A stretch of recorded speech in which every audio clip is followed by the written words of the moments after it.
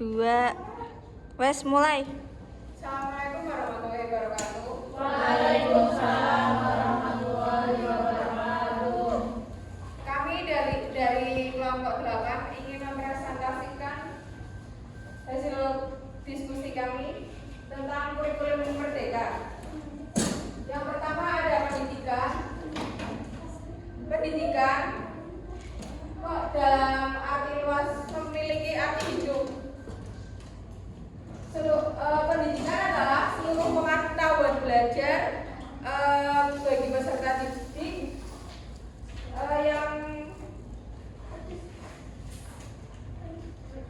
yang terjadi sepanjang hayat dalam semua tempat serta situasi yang memberikan pengaruh positif pada pertumbuhan setiap makhluk individu.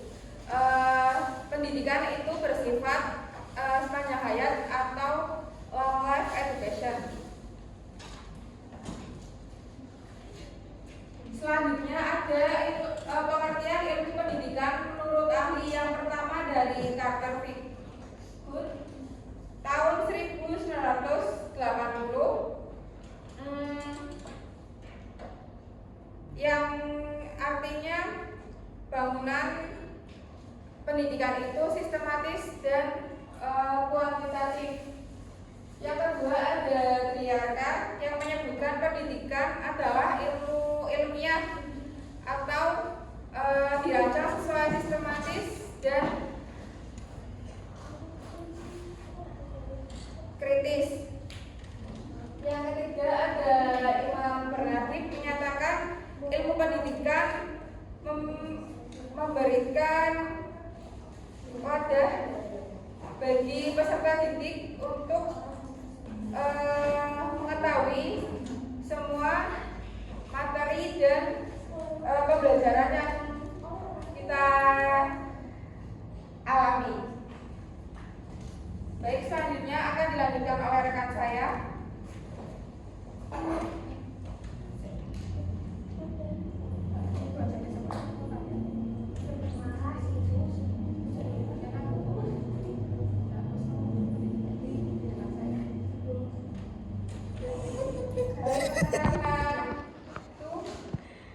Di sini juga ada unsur-unsur pendidikan. Yang pertama ada peserta didik, yang kedua pendidik, yang ketiga interaksi edukatif, yang keempat tujuan pendidikan, yang kelima materi pendidikan, yang keenam alat dan metode pendidikan, yang ketujuh lingkungan pendidikan.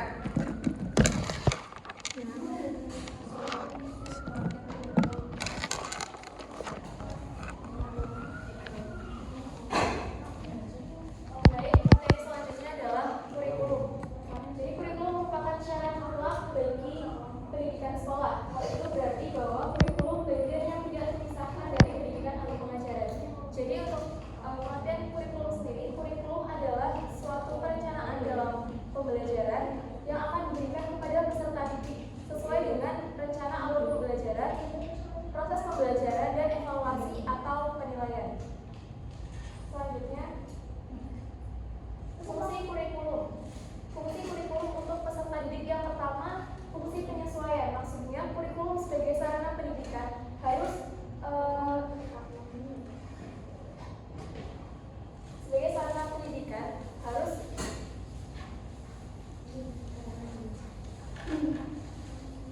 mengarahkan siswa agar memiliki sifat well adjusted, yaitu dapat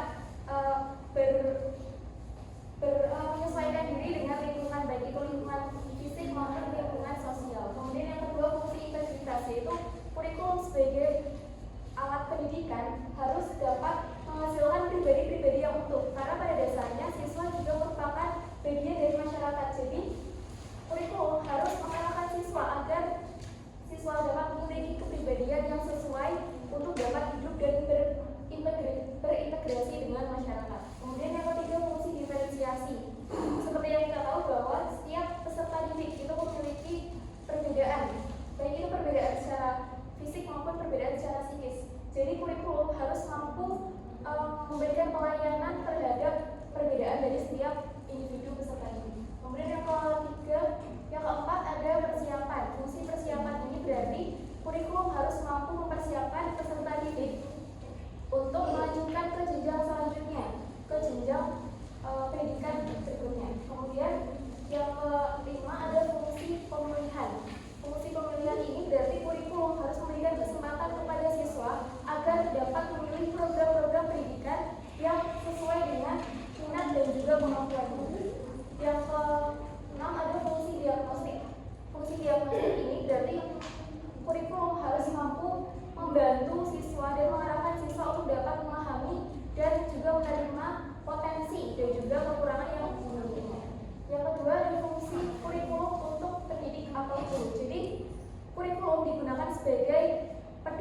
kerja bagi pendidik atau guru. Dengan adanya kurikulum, guru dapat melakukan evaluasi sehingga guru dapat mengetahui perkembangan dari peserta didik dalam menyerap ilmu yang sudah diberikan. Kemudian yang ketiga ada fungsi untuk kepala sekolah. Kepala sekolah merupakan administrator dan supervisor yang memiliki tanggung jawab terhadap kurikulum. Jadi fungsi kurikulum untuk kepala sekolah adalah untuk mengadakan fungsi supervisi, yaitu untuk memperbaiki situasi belajar. Yang keempat, fungsi kurikulum untuk orang tua. Kurikulum digunakan untuk fungsi kurikulum untuk orang tua. Jadi kurikulum ini berfungsi untuk jadi bentuk dari jadi kurikulum orang tua itu ikut berpartisipasi dalam memajukan putra dan putri mereka. Itu membantu sekolah dalam memajukan putra dan putri mereka. Dan ini bentuk bantuan itu dapat berupa konsultasi terhadap pihak sekolah atau dengan orang tua atau dengan guru yang bersangkutan mengenai masalah-masalah yang menyangkut anak-anak mereka. Selanjutnya, peranan kurikulum. Yang pertama ada peranan konservatif. Peranan konservatif ini berarti kurikulum sebagai sarana untuk mentransmisikan nilai-nilai budaya, warisan budaya di masa lalu yang masih relevan dengan masa sekarang kepada peserta didik yang merupakan generasi muda. Kemudian yang kedua, peran kritis dan evaluatif. Menindaklanjuti dari peran konservatif, jadi tidak semua nilai-nilai dari masa lalu itu relevan dan dapat diterapkan di masa kini. Jadi kurikulum itu harus evaluatif, harus mengevaluasi nilai-nilai mana yang masih relevan dan nilai-nilai mana yang masih dibutuhkan oleh peserta didik. Kemudian yang ketiga, peranan kreatif. Jadi kurikulum harus mampu mengembangkan sesuatu yang baru, sesuatu yang sesuai dengan kebutuhan dan juga tuntutan dari masyarakat. Kedudukan kurikulum dalam pendidikan. Yang pertama, kurikulum mempunyai kedudukan sentral dalam seluruh proses pendidikan. Seperti yang sudah dijelaskan bahwa kurikulum memiliki peran mutlak dalam pendidikan. Jadi pendidikan kurikulum tidak dapat dipisahkan dari pendidikan dan pengajaran. Kemudian kurikulum merupakan suatu rencana pendidikan. Jadi kurikulum mengarahkan segala bentuk aktivitas pendidikan untuk dapat mencapai tujuan pendidikan. Yang ketiga, kurikulum merupakan suatu bidang studi. Maksudnya kurikulum merupakan bidang kajian bagi para ahli kurikulum atau spesialis kurikulum. Hal ini kurikulum sebagai konsep dan landasan-landasan teoritis untuk mengembangkan institusi pendidikan.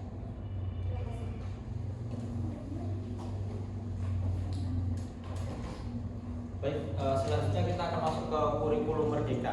Jadi kurikulum merdeka ini merupakan kurikulum yang dipakai saat ini ya, yang merupakan digagas oleh Menteri Pendidikan kita ya, Nadiem Makarim.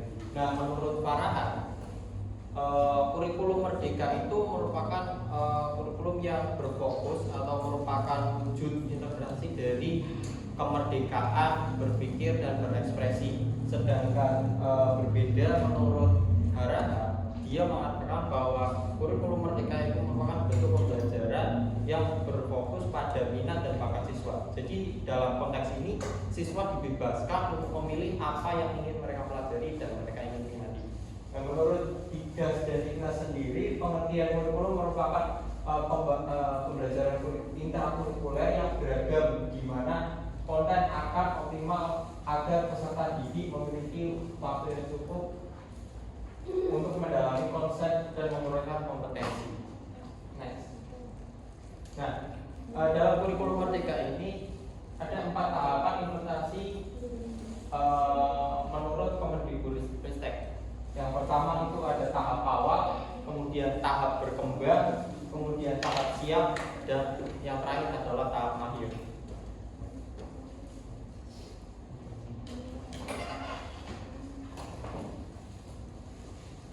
Selanjutnya di modul ajar. Jadi modul ajar adalah sejumlah alat atau sarana media, metode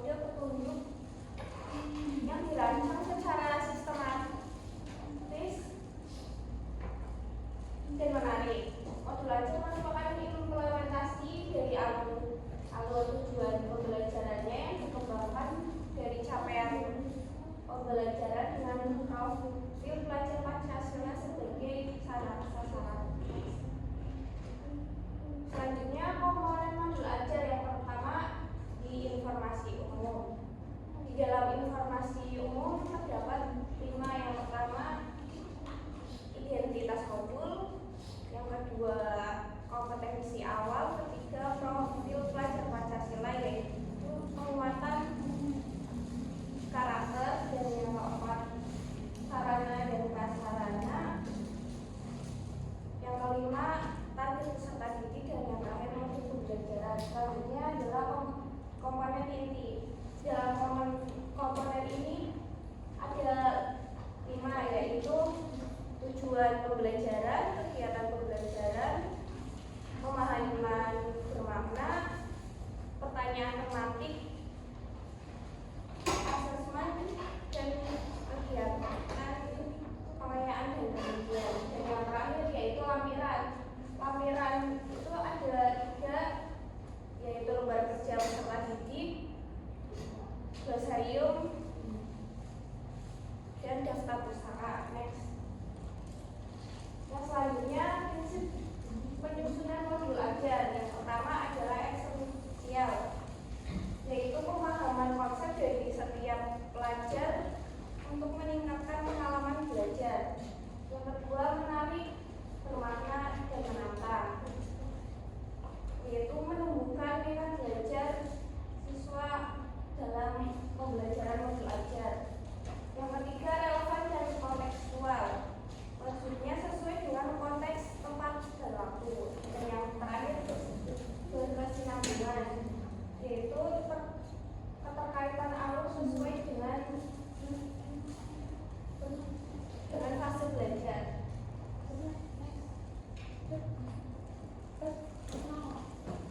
Baik, materi telah kami sampaikan. Kelompok kami membuka sesi tanya jawab, 2 penanya, 2 sesi, per sesi 3 penanya. Silakan. Angkat tangan.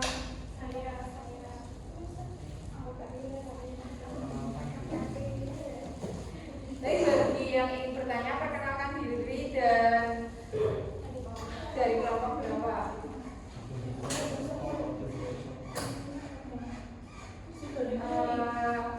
Mbak Retno.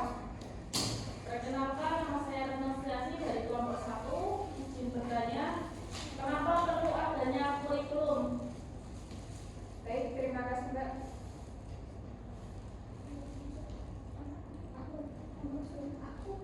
Saya izin bertanya. Sebentar, Mbak Aninda. Izin bertanya, nama saya Aninda Syazara Nabila dari kelompok 5. Pertanyaannya, apakah sebuah kurikulum dan sistem pendidikan itu sama atau setara?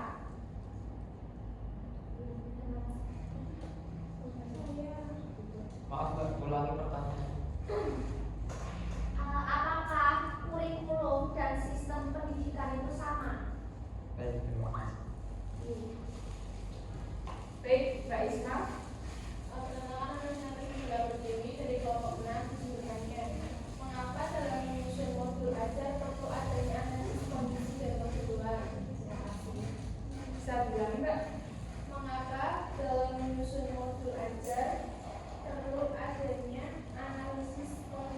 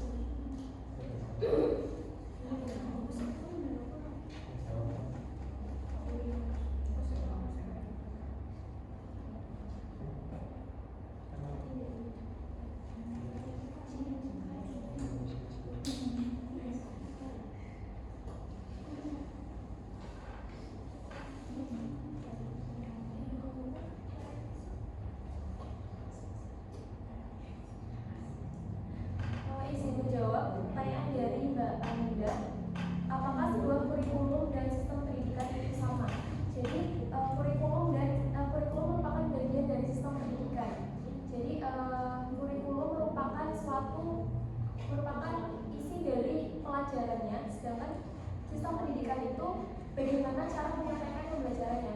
Bisa dikatakan bahwa kurikulum itu merupakan programnya, rencana, dan isi pelajarannya, sedangkan sistem pendidikan itu strategi bagaimana cara untuk menyampaikan isi pelajaran itu untuk mencapai suatu tujuan pendidikan.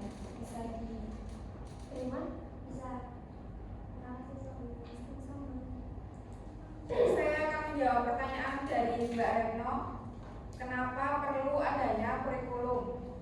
Kurikulum sebagai fondasi dari pendidikan, tujuannya sebagai tolak ukur agar menghasilkan peserta didik yang berintegritas dari proses membimbing, mendidik, agar peserta didik memiliki pribadi yang cerdas, berpengetahuan tinggi, kreatif, inovatif, dan bertanggung jawab agar kedepannya dalam lingkungan masyarakat peserta didik dapat memiliki langkah dan alur tujuan hidup dengan pasti.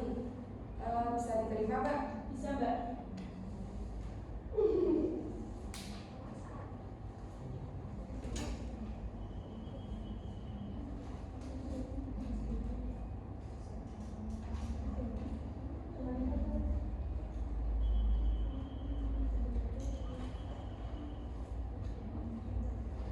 Baik, ingin menjawab pertanyaan dari Mbak Isma. Kenapa dalam menyusun modul ajar perlu adanya analisis kondisi dan kebutuhan? Ya, jadi untuk itu untuk membagi tugas mengajar guru dalam melaksanakan struktur kurikulum merdeka dan merancang pembelajaran yang sesuai dengan kondisi siswa dalam rangka mewujudkan tujuan pendidikan yang ditetapkan pemerintah. Baik, sesi kedua kami buka 3 pertanyaan. Mbak Dila. Saya Dilasari Jayati dari kelompok 4 akan bertanya. Ya. Apakah ada perubahan jam pelajaran dengan diterapkannya kurikulum merdeka?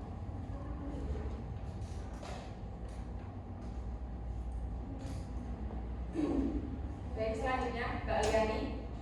Perkenalkan, nama saya Liana Trianti dari kelompok 6. Saya ingin bertanya, menurut kelompok 8, kurikulum yang baik itu seperti apa?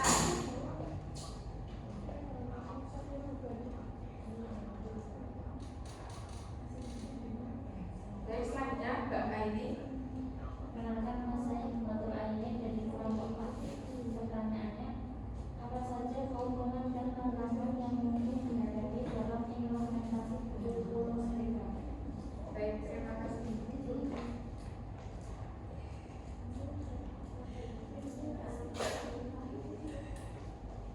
Pertanyaannya apa?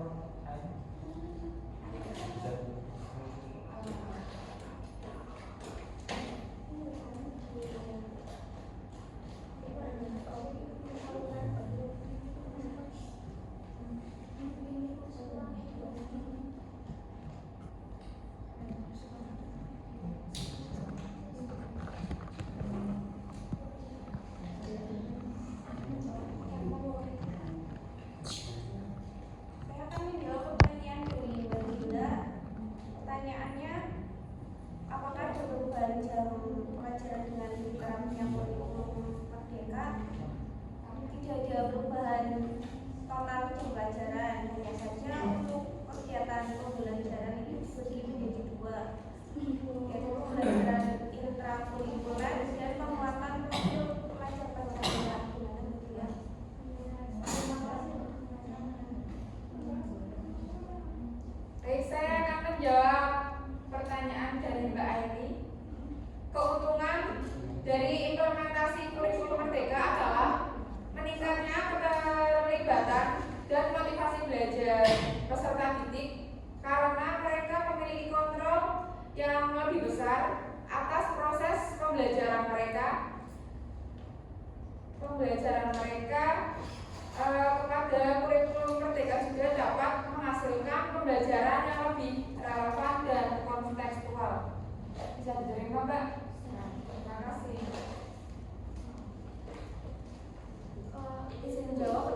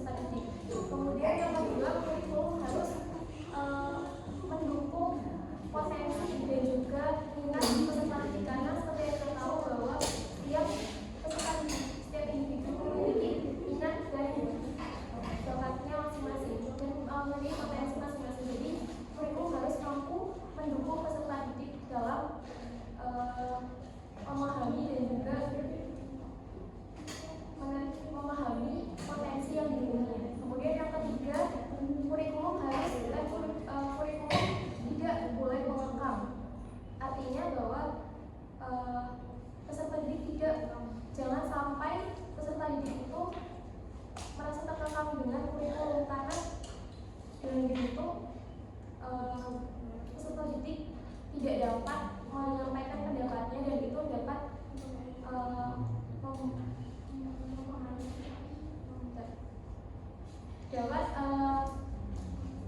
mempengaruhi peserta didik untuk berpikir kritis, untuk tidak berpikir kritis. Bisa diterima? Baik, terima kasih. Sekian presentasi dari kelompok kami, kurang lebihnya mohon maaf. Wassalamualaikum warahmatullahi wabarakatuh. Waalaikumsalam warahmatullahi wabarakatuh.